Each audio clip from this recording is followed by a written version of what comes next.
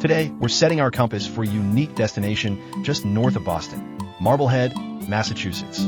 This isn't just another quaint coastal town. It's a place brimming with hidden history, surprising ties to the birth of a nation, and an enduring bond with the sea. We've pulled together a rich collection of sources, everything from historical archives to local guides, to paint a vivid picture of Marblehead. Our mission today is to unpack its layered past, dive into its deep sailing traditions, and guide you through its charming, winding streets. Yep, they really are winding. We'll also highlight fantastic dining spots, its incredibly dog-friendly atmosphere, and show you how seamlessly it connects to Boston and the broader North Shore. What's fascinating is how Marblehead embodies the quintessential New England spirit, a blend of rugged individualism, seafaring resilience, and centuries of stories etched into its foundations. It's a town that invites you to slow down, peel back the layers, and discover its soul. Whether you're drawn by history, the ocean, or just looking for a picturesque escape. Let's unpack this town's incredible past. Walking its streets feels like stepping into a living history book. It absolutely does. Before European settlers arrived, this land was home to the Namqiag tribe, who called it Massabequash. The first European colonists came from nearby Salem in the early 1600s, looking to escape the strict Puritan rules there. Though early interactions were peaceful, smallpox epidemics devastated the native population. Marblehead gained independence from Salem in 1648. Remarkably, the original 1684 deed, signed by the local tribal leader in exchange for 16 pounds, still hangs proudly in Abbott Hall. 16 pounds. That's an incredible piece of history just hanging in the town hall. Speaking of pivotal history, Marblehead is famously known as the birthplace of the American Navy. That's a bold claim for a small town. How did it earn that title? It's more than local lore. Marblehead was a thriving fishing community in the 1600s, known as the greatest fishing town in New England. The mariners here were incredibly skilled, practically born with salt in their veins. Colonel John Glover, a Marblehead resident, formed the 14th Continental Regiment during the Revolution. Remarkably, it was integrated, composed of free Black and Native American soldiers, which was progressive for the time. And these Marblehead men played a critical role in one of the Revolution's most iconic moments. They did. It was Glover's Marblehead Regiment that ferried George Washington and his troops across the stormy Delaware River in 1776, a pivotal moment that turned the tide of the war. Their boating skills in treacherous conditions were a game changer. They also crewed the Hannah, considered America's first armed naval vessel, and their sea skills extended into privateering, what might sound like piracy but wasn't quite that. Privateering? Sounds like legalized piracy. Was it just sanctioned theft? It was a legitimate, government-backed way to disrupt the British and help fund the war. Leaders like Jefferson and Adams supported it. Privateers were licensed to capture enemy ships and cargo. The profits were huge, sometimes 5 times a seaman's annual income. The Lindsay family's records at the Marblehead Museum detail provisioning ships with guns, beef, pork, and rum for voyages that could last 6 months. So, dangerous, but very lucrative. It really shows Marblehead's entrepreneurial grit. Absolutely. That resilience was tested again in 1846, when a hurricane claimed 11 vessels and 65 men and boys, leaving 43 widows and 155 fatherless children. The fishing industry never truly recovered, but rather than sever its bond with the sea, the town shifted its focus. Right, from commercial fishing to yachting. Marblehead is now known as the yachting capital of the world. It shows the town's adaptability. In the mid-1800s, pleasure sailing exploded in popularity. Marblehead, with its sheltered harbor and maritime expertise, became a hub. It hosted America's cup boats and helped popularize small boat racing. That legacy thrives today. Marblehead has 6 yacht clubs, including the prestigious Boston and Eastern Yacht Clubs. Events like Race Week, dating back to 1889, and the Marblehead to Halifax Ocean Race, started in 1905, draw sailors from around the world. The harbor often holds over 1,100 recreational boats. It's stunning, but beware of shallow boulders, ledges, and busy boat traffic. Navigating here requires respect.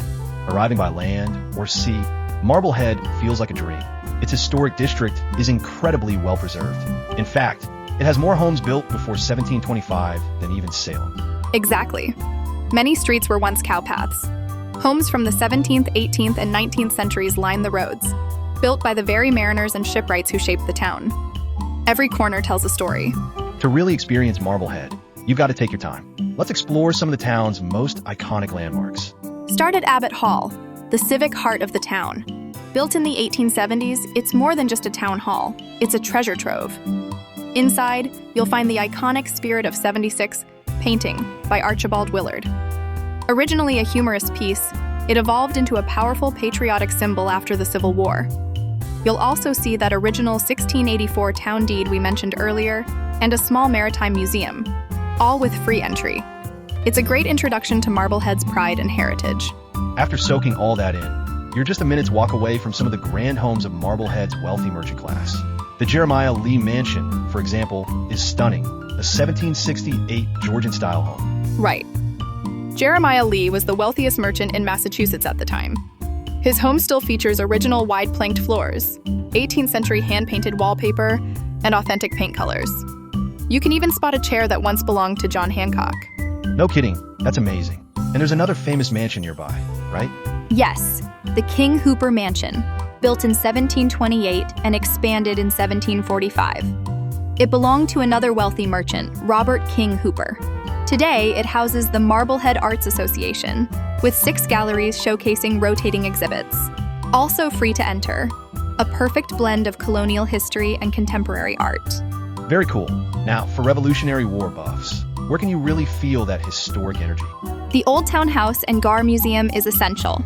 Known as Marblehead's Cradle of Liberty, it hosted intense pre-revolutionary meetings in the 1720s. The second floor now preserves the Grand Army of the Republic's meeting room, complete with Civil War artifacts.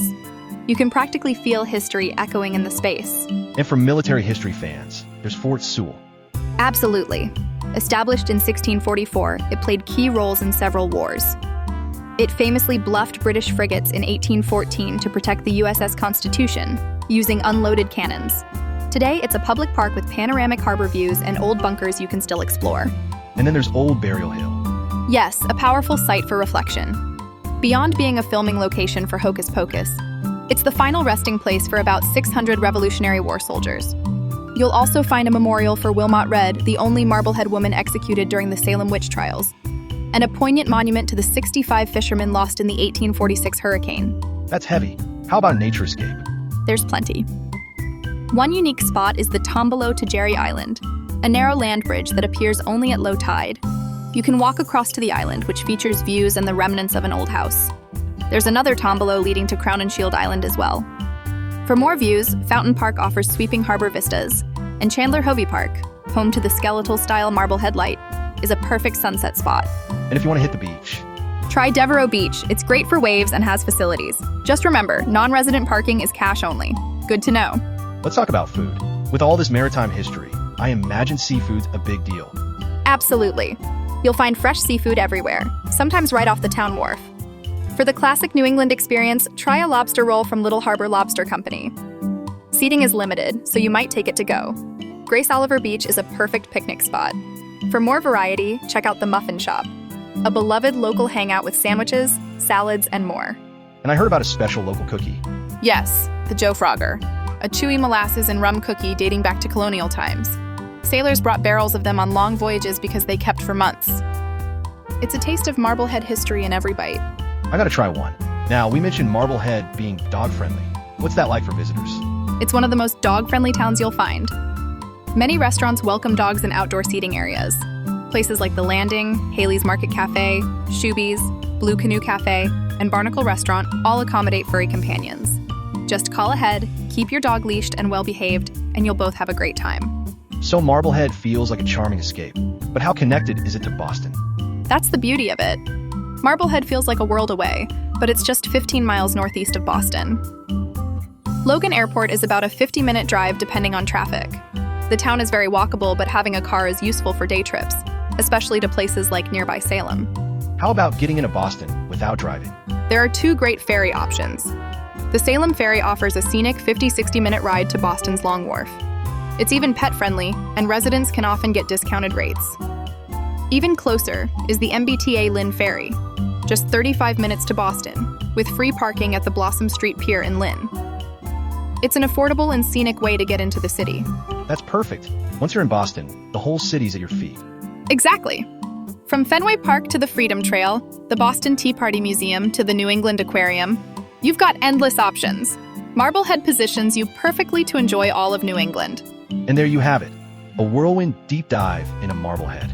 From its earliest days to its revolutionary roots and modern-day charm, this town is full of stories. It really is.